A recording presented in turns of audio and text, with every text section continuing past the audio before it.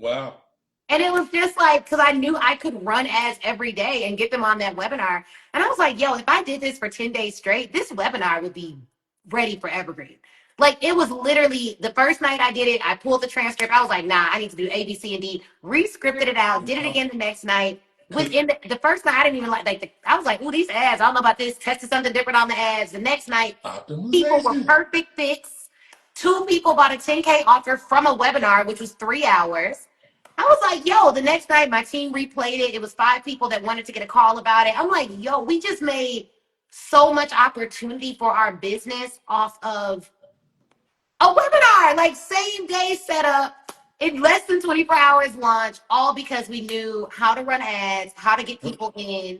And I'm just like, yo, if I did this every day for a year, which sounds crazy, but we could probably bring in another 3 to 4 million just from that. I mean, it's like your I whole want people life not to changes when miss. you know how to do that.